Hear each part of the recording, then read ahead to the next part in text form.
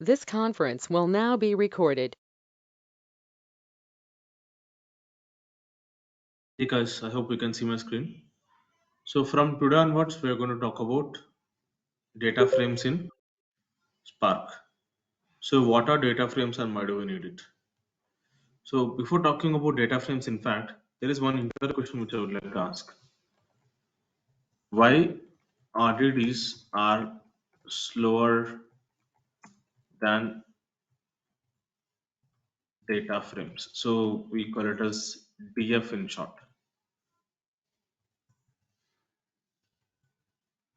Why the RDDs are slower than data frames in Spark? So there is a one simple answer.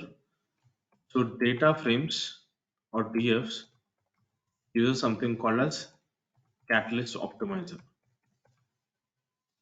right? Whereas RDDs doesn't use that. So RDDs won't go through or won't use the catalyst optimizer. Again, what is catalyst optimizer, how it look and all that, we'll get into more details later on. But simple answer to this question in the interviews is data frames uses catalyst optimizer, hence they are considered to be faster than RDDs. And also another advantage with respect to data frames is coding in data frames is much more easy compared with coding in RDDs. So because of these two reasons, these days I don't see any of the project using RDDs. Every project has been migrated from RDDs to data frames. So even in the interviews, you will get a lot of questions around data frames only, most likely. Because of couple of reasons, data frames are faster and coding in data frames is much more easier compared with the coding in RDDs. So having said that, we will talk about data frames from today onwards and we will practice Spark online, right? I'm showing different ways of practicing Spark. You can pick up whichever is best for you. But most likely I would preferably go with practicing Spark online because you don't need to install any software and you don't need to pay anything and you can practice Spark for lifetime for free. So that is huge benefit that you're going to get once you start using Databricks Community Edition. So just go to Google, say Databricks Community Edition, and then click on this first link. So once you click on this first link, you should be able to go to the Databricks page. Again, I have a short video about how to create an account on Databricks. I'm going to upload that video in today's folder. But for now, to get started with, I've just clicked on Databricks Community Edition login, and these are the initial page will look like. You can see a hyperlink here saying sign up. Click on the sign up button. So basically, you have to create an account on Databricks. Only then you can start using Databricks Community Edition. So the sign up process contains some simple video. I'm going to upload that video. You can refer to that and then finish off the sign up process. Once the sign up is done, again you can come back to the same page, enter your email address and then password, and then just click on sign in button. You're good to go. Again, I'll just upload that video, refer to that, create an account on Databricks. It is for free. I'm going to click on sign in button.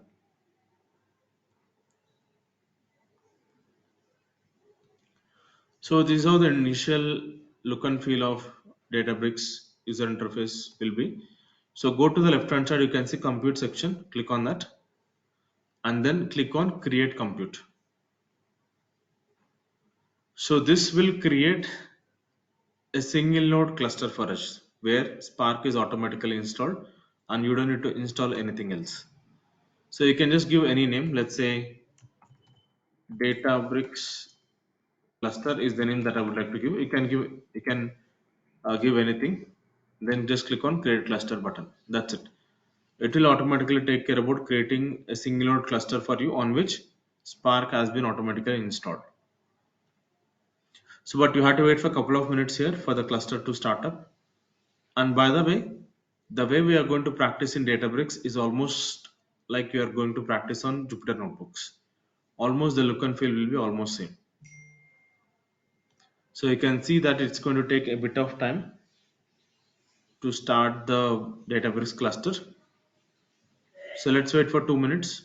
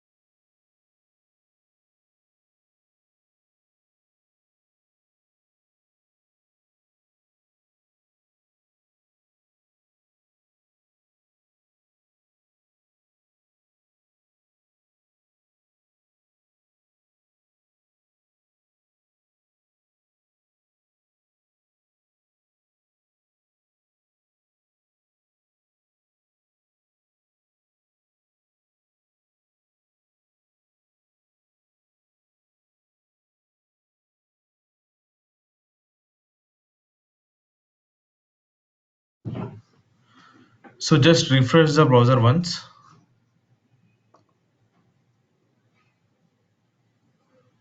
It is still creating, that's fine. Meanwhile, what we'll do is we will actually go ahead and create an empty notebook. So on the left hand side, you can see workspace. Click on that. Click on users and you will find your email ID. Right click on your email ID, create, say notebook. So you can give any name. Let's say we are talking about data frame today. We will say how to create the data frame creation. And then the default language is Python. We'll leave it as it is. And then we have to select the cluster. So the cluster is nothing but the cluster that we are trying to create. So just select that, then click on create. Right. So this is the blank notebook. And now the cluster has been created. To confirm, what you can do is you can again go back to the compute on the left hand side. Go to the compute on the left hand side and you can see that the cluster is up and running. You can see a green color tick mark. That's an indication that the cluster is up and running and you have the Spark automatically installed in it. Now we'll go back to the notebook that we have created. On the left hand side, you can click on recents, click on the top notebook. That is the notebook that you have created. So one more point with respect to data frames and RDDs. So we were using Spark context, SC to create the RDDs, right? Now we are going to use Spark session, which is generally available as Spark for us to create the data frames. So understand these differences, these are quite important.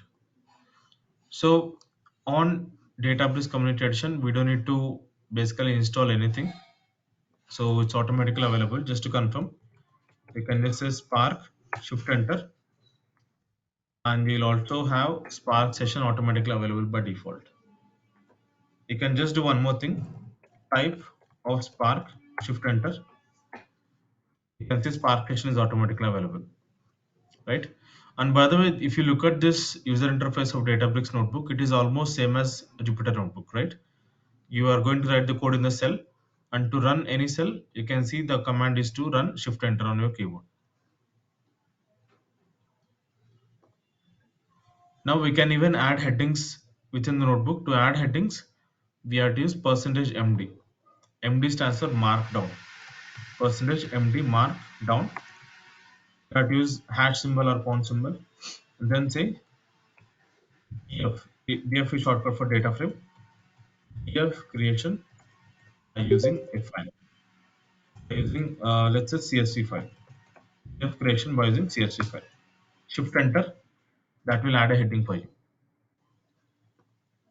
Now we have to create the data frames by using CSV file. So first I will show the data. The data is available on my local machine. I am in the data folder in my local machine and I will go to the retail DB folder and I'll go to orders directory here I'll open this file on my local machine by using Notepad++. Let's open it by using Notepad++. Show more options, edit with Notepad++. So before creating the data frame, I just wanted to familiarize myself with the data. Hence, I'm opening this file just to have a look at the content.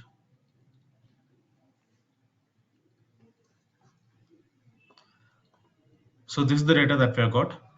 So now to create this data frame, create the data frame by using this data, first step is we have to upload this file into the Databricks. So how to upload the file into Databricks, I will show that now. On the left hand side, you can see data option, click on data, click on create table. Here you can give the path. Let's say November 2022 orders underscore CSV comma separated value. Then click to browse here. Then I'll go to my C drive data folder. Then I'll go to my retail DB folder, orders folder, select that, click on open. So it's going to upload the file. Let's wait for some time. Once the file is uploaded, then we can use that file to create the data frames. So the file is getting uploaded and you can see the path also here. Select the path, right click, copy it. On the left hand side, you can actually click on recents again, click on the top notebook, scroll down. Here you can first check the content of the file. It is a good practice again, before creating any data frame or any RDD, it is a good practice to check the content of the file. So on Databricks, to check the contents of the file, you can use something called as magic commands. Magic commands in Databricks will start with percentage. So percentage fs stands for file system, head space the file path. So this will display the file content for me.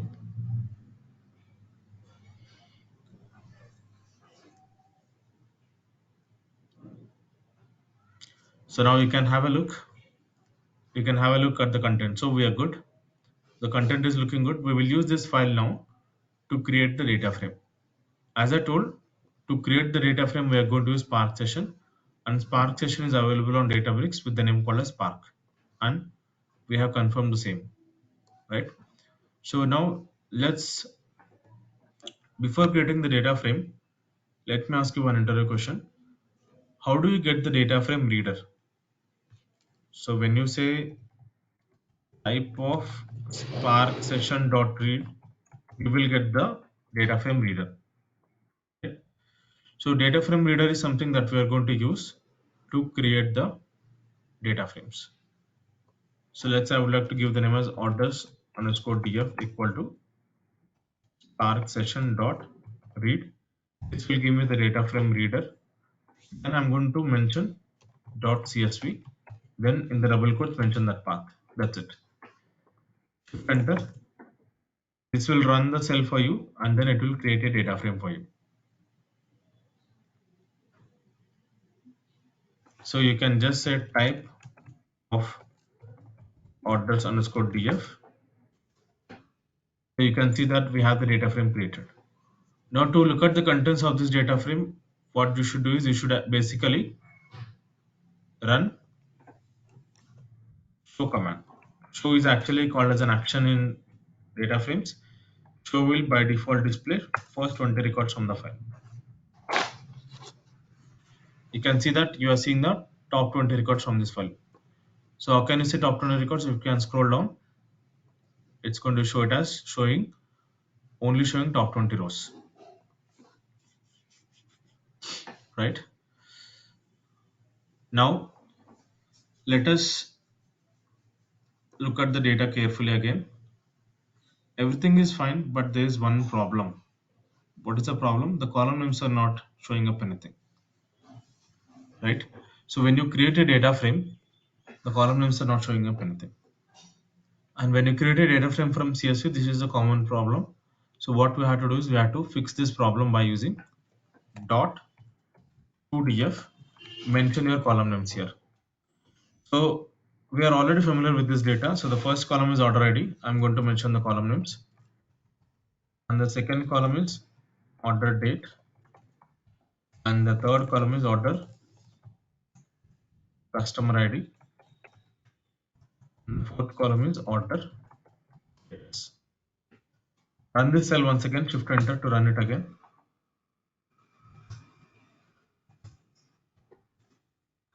Now have a look at the data. We can see that column names are also showing up now.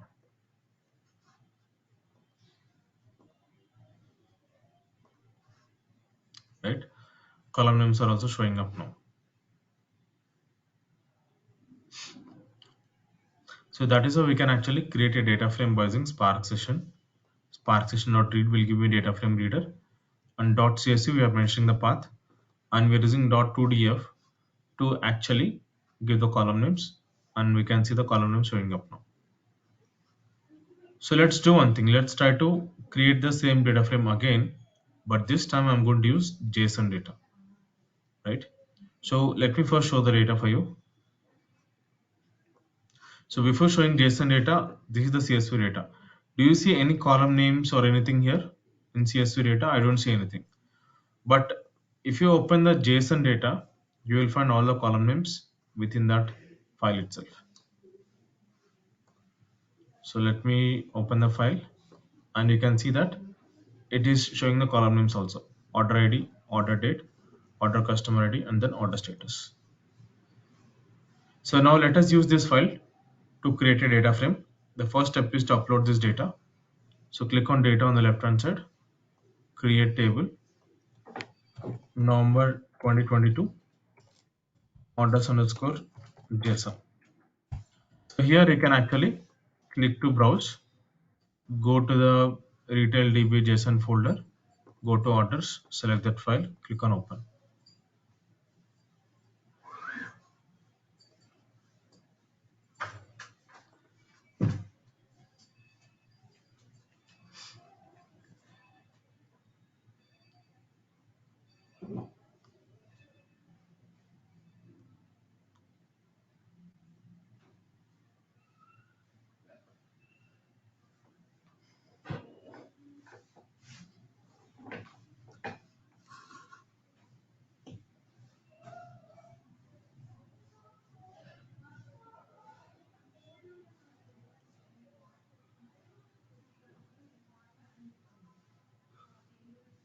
So the file has been uploaded. I'm going to copy this path, select it, right click, copy. Click on the recents on the left hand side, click on the top notebook. Scroll down. So here you can give another heading, percentage MD, MD stands for markdown, hash symbol or pound symbol. So DF creation by using JSON. Shift enter. That will create the heading for you. Then first step is to look at the content, percentage FS space, use that path.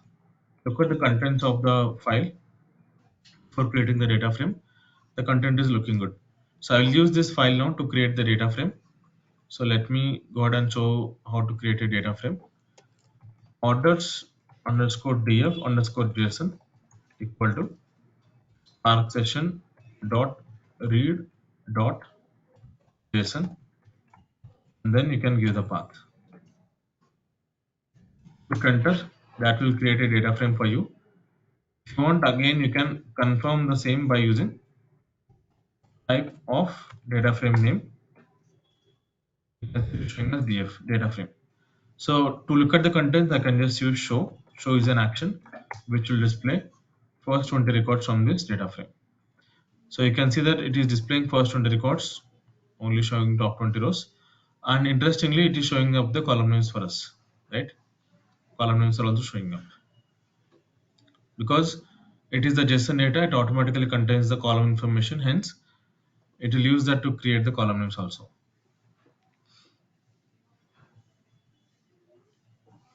So one important thing with respect to show, when you try to look at the data by using show, it will sort your column names. That is, if you look at the actual data, first column is order ID, right? Next column is order date, third column is order customer ID. But if you look at this data, first order customer ID is showing up, then order date, then order ID, then order status. Basically, it is going to sort your data based on the alphabetical order when you display the contents by using show, right? But one more important point is this is not applicable when you use .2df. When you use .2df, it will take the same order, right? You can see when I say .2df here, and if you look at show data here, it's following the same order. So the sorting of the column happens if it is something other than .2df. Only then the sorting of the columns comes into the picture.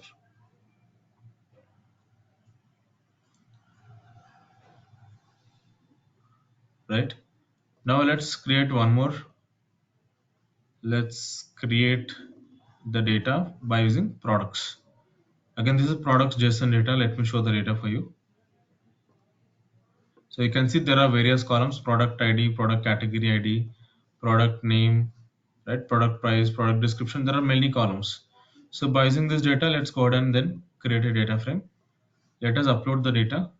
On the left hand side, click on data, create table, November 2022, products underscore JSON. And here you can upload your data. Click to browse, upload the products JSON data. Select that, click on open. So let's copy this entire path. Select it, copy. On the left hand side, click on recents, click on the top notebook, scroll down. First, let's add a heading. %MD, MD stands for markdown. DF creation by using, I'll show you another method of creating data frame by using load method. So this is the preferred approach of creating the data frame. Products df equal to spark session dot read dot. I'm going to mention the format here. Format of the data is JSON dot load, and then mention the full path of your file.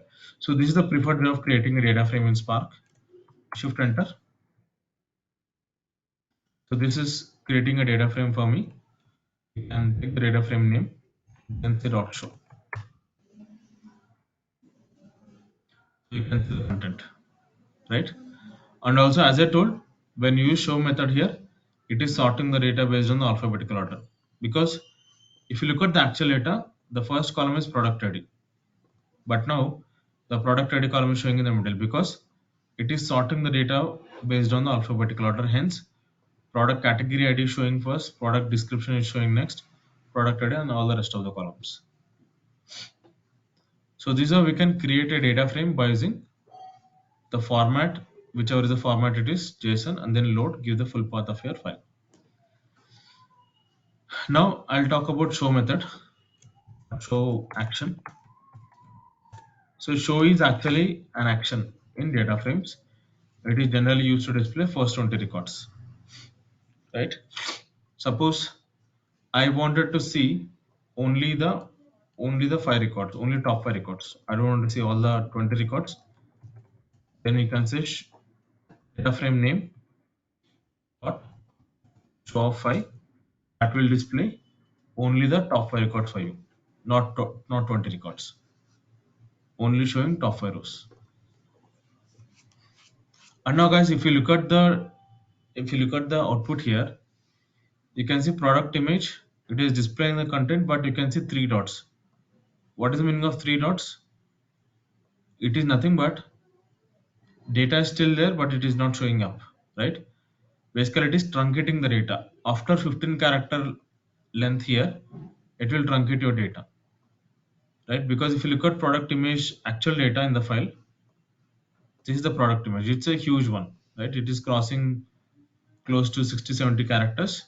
Hence, it is crossing that limit. It is showing 3 dots here, which is nothing but we still have more data, but we're not showing it. We are truncating it. That's the indication of these 3 dots. Same thing is applicable for product name also. You can see 3 dots, right?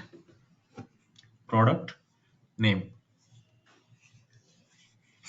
So now, why is it so? Because there is something called as truncate, which is nothing but it will truncate your data if it is crossing 15 character length. To see the full data, then we can say data frame name dot show off truncate. Disable that. Now you can see the full data. By default, truncate is set to true. I'm disabling it so that you can see the full data. You can see full data in product image now. You can see full data in product name.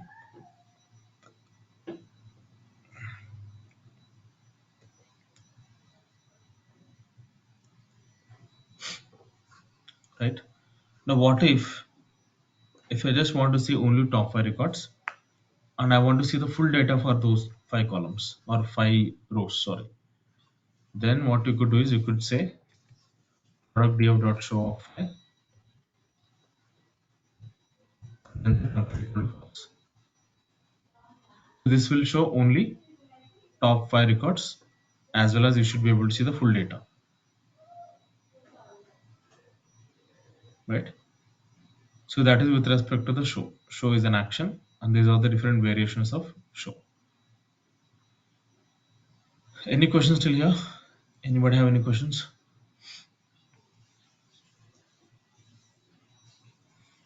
I think we are good. Let's move on. So this time I'll take a different data. Let's take employee data.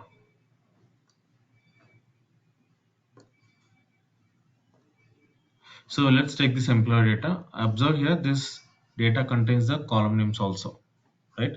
So let's see how to deal with the data which contains column names. I'll add a heading df by enabling the header.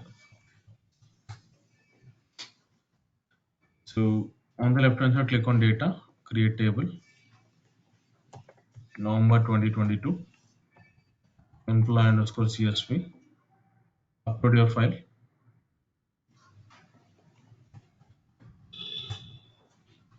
So just copy this path.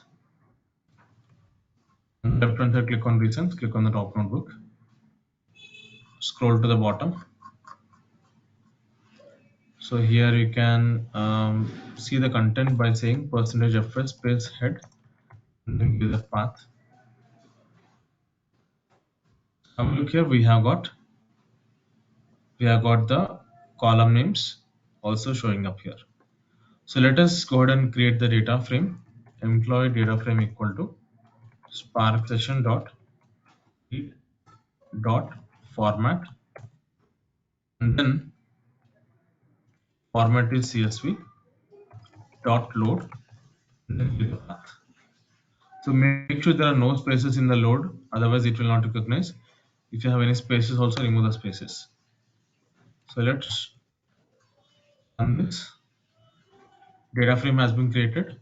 Let us look at the content by saying data frame name.show. Now have a look here. Because the data contains the column names, hence it is considering the column names also as a part of this data, right? So basically header is not being considered. Header is set to false by default. I'm going to include the header by saying option header as true. So you can see this is becoming lengthier and lengthier. What I can do is I can break it up. Just put all the code in the parentheses, basically the round brackets, and break it up. So make sure the dot comes in the next line.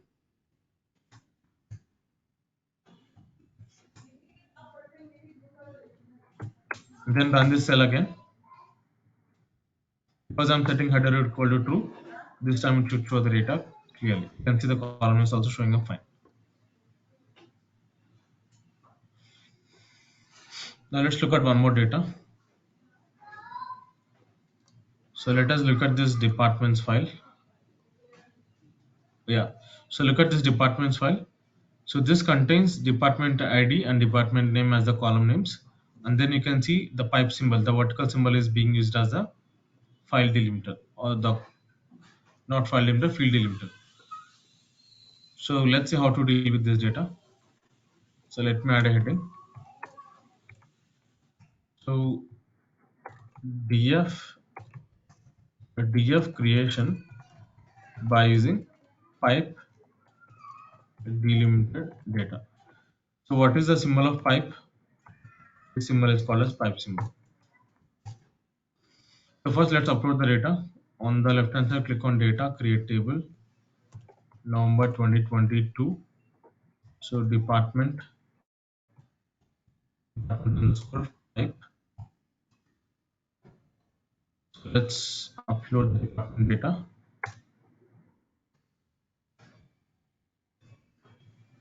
Copy this. On the left hand side, click on recents. Click on the top notebook. Scroll down, and you can first look at the data percentage fs space head. So you can see that the data is looking good. So let's try to use this data to create a data frame. Department df equal to spark session dot read dot format dot load in the path. So let's break it down into multiple lines. The dot should come to the next line.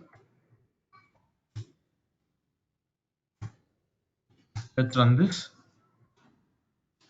Now I'll look at the contents of the department data frame, department data frame dot show. Now have a look here.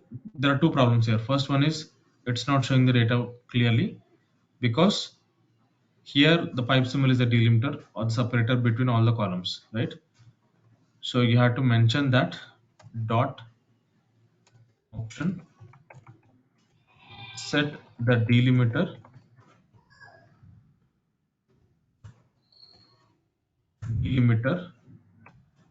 as the pipe symbol. It again. So now this is better, but the columns are also not taken care. So let's do that. So we have to set dot option, set it as set header as true.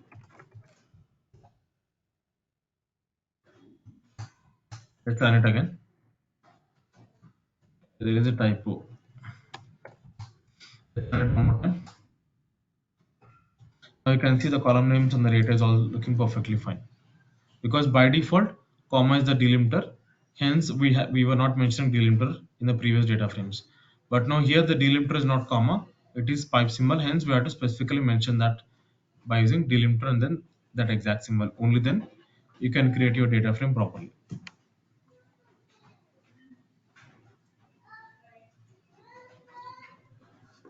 Now let's look at one more data.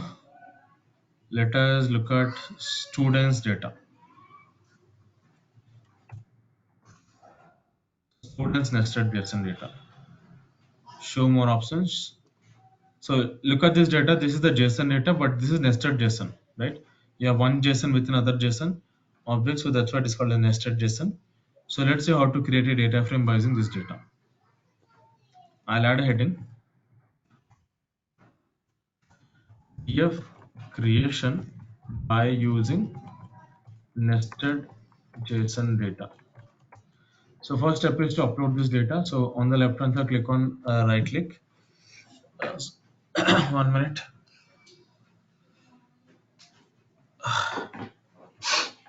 Click on data on the left hand side. Create table. So here you can mention your path. November 2022. Students nested JSON. Upload your file. Students nested JSON data. Copy this complete path. Select it. On the left hand side, click on reasons. Click on the top notebook.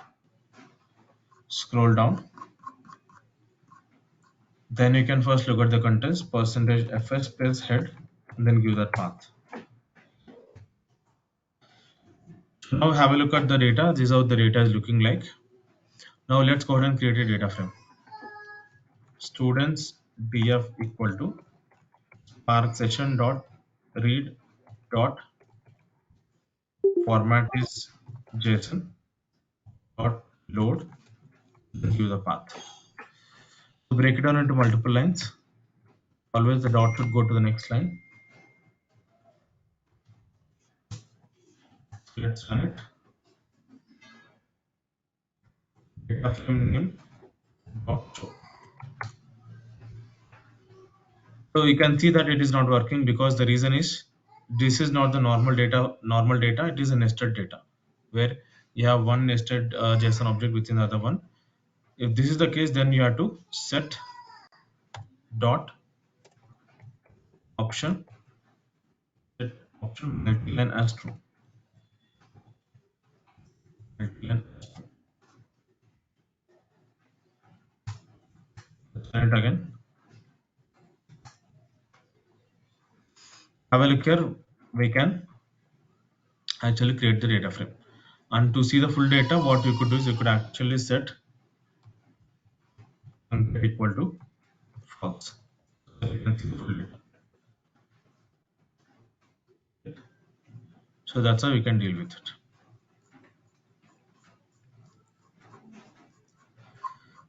So guys, you can see that we are adding all the headings, right? We are adding all the headings, and one advantage with that is you should be able to use it to quickly revise the things. On the left hand side, you can see a greater than symbol here, right? Just click on it. You should be able to see all the headings, right? You can click on anything, it will directly take you there. It's like index of a book, right?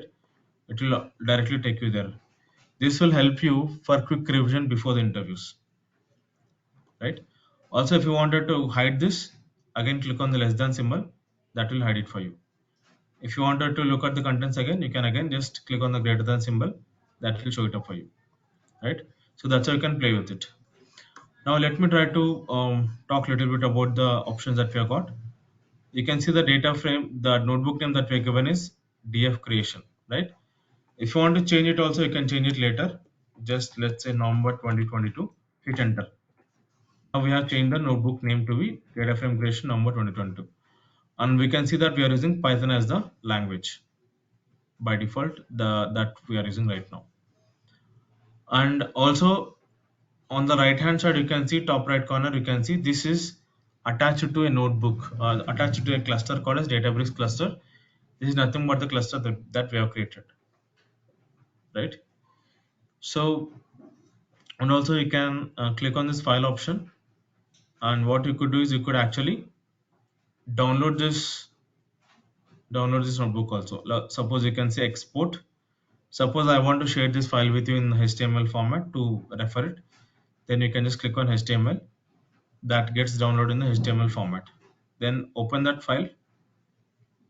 You should be able to see that file. Have a look here. We can open the same file and then you can actually use it for your practice, right? So you can export in any format, but I would preferably go with HTML format. And also if you want to rename the notebook also, you can see there is a rename option. If you want to delete it, you can delete this option, right? And also if you wanted to basically so this clone option is very important, especially let's say if you have joined a project and one of your teammate have created one notebook. So what you could do is you could actually try out this clone option. This works like magic. Basically you can actually click on clone button and you can give any name. Let's say November 2022 hyphen, let's say latest, right? Just click on clone. Then it will create the exact replica of the notebook for you with the name that you are given. You can see the notebook name, data frame creation November 2022 latest. So your teammate's notebook won't get disturbed, but it will create another replica of that notebook for you, which you can use it. This is a very handy option, especially if Databricks is being used in your current project, right? Very handy option. Clone will always help you out, right? And from here also, if you want to create a new notebook, you can click on new notebook. That will create a new notebook for you. And then you can click on edit option. If you want to delete any cell, you can delete it. And by the way, to run any cell, on the right hand side you can see a play button here, right? You can also click on this play button on the right hand side, click on run cell, that will run it for you. And suppose, let's say, if you wanted to delete any cell, right? You can see on the right hand side there is a cross mark symbol. Just click on the cross mark symbol, then you can just click on confirm. That will delete the cell for you. Suppose if you wanted to add a cell in between, if you place your mouse pointer in the middle of the notebook, you can immediately see a plus button. Just click on insert a new cell. Just click on the plus button, that will add a new cell. You can set type of Spark. To run this cell, I can use the play button on the right hand side. Click on that play button, and then you can say run cell, right? So you can do various things. You can cut the cell, you can paste the cell, you can do all these options, right? Then the similar things can be done from the edit button also, right? You can cut the cell, you can paste the cell, you can copy the cell, you can delete the cell, you can insert a cell in between. Basically, cell is nothing but the rectangular box that we're using to write the code, right? And then coming to view button, view option here, it is right now showing us standard. That is, first we are writing the code and then the results are showing up. Suppose if you want to see only the output or the results only, you can just select results only. It will show only the output, nothing else. If you can click on view and if you can click on side by side, so it will show the notebook code as well as the results on the right hand side. Whatever you see on the left hand side is nothing but the code. On the right hand side, you are seeing the results. But I generally preferably go with standard option, that is better. If you go with standard, first it will show the code, then it will show the results. Then you can see Spark UI also can be seen here. Click on view and click on this Spark UI option. It will show the Spark UI also here.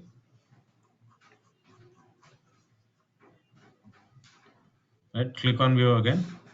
Now you can see that you can see the line numbers also. So line numbers is enabled right now. That is, if I can scroll down,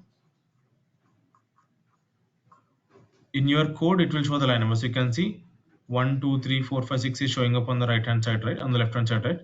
All these numbers are showing up here because in the view we have enabled it. If you disable it, the line numbers will go away. Click on view and then click on enable the line numbers. It will show the line numbers for you. Then click on view and then you can see command numbers is enabled. So you can see for every cell there is a command CMD, right? CMD 27, CMD 28, CMD 29 and all that. So those are nothing but the command numbers. You can disable that also.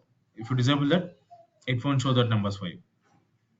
Click on view and click on command numbers again. It will show the command numbers. Then you can see the table contents also by clicking on table of contents. On the left hand side, you can see the table contents. Click on view and then you can again disable that. You can actually hide that. And then you can actually click on view, click on collapse all headings. It will just show only the headings and in a collapsed fashion. You can see how many cells are there within that. Click on view and then click on that option again. So you can see that it's expanded everything again, right? And some people like dark theme. If you can go to the theme, so right now it is light theme, which is by default. Some people like dark background. They can click on dark theme and it will show up everything in the dark theme. But I generally preferably go with light theme, which is the default option. Up to you. So again, click on view, theme, select as light theme. It will come back to the default. So the default is light theme, but if you like dark theme, you can go to view, theme, change it to dark theme. I'll put it back to the light theme, which is the default one. And you can run all the cells, you can do all these options.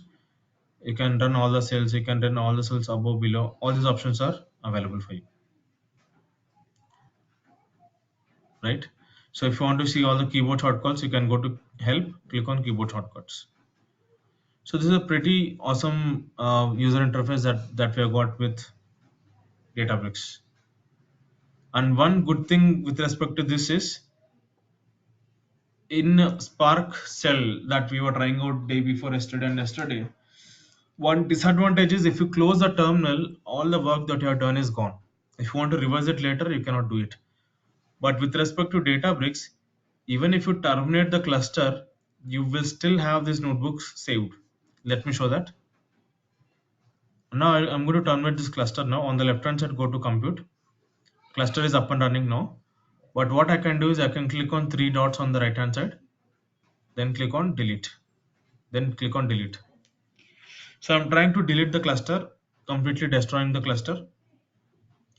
Even though I have deleted the cluster completely, I still have my notebook. Go to recents, click on the top notebook. I still have my work saved. All you have to do is next day create a new cluster, attach this cluster to that notebook. Attach this notebook to that cluster. You can see on the top right corner, you can see it showing as unknown. Basically, this notebook is not attached to any cluster. You cannot run any commands. To run any commands within this notebook, you have to attach this notebook to any cluster. But right now, we don't have any cluster. The point is very clear. If you want to save the work, then I would preferably go with Databricks, right? So that is how it is. So very awesome user interface that we have got, right? You can do a lot of things, right? So that's all I wanted to showcase in today's session. I will do one thing. I will upload the data that I have used in today's session, as well as I will upload this notebook in the HTML format so that you can open the file and then try out the same on your machine. Also, I will upload how to create a Databricks account. That's a very short 5-minute video. First, go through that, create an account on Databricks, then start practicing it. Okay. So we'll do more options. We'll do more operations on data frames tomorrow. Before wrapping up today's session, any questions anybody have, let me know. I'll wait for a couple of minutes. Any questions so far? Okay, then let's take a break. Let's meet tomorrow. See you. Bye-bye.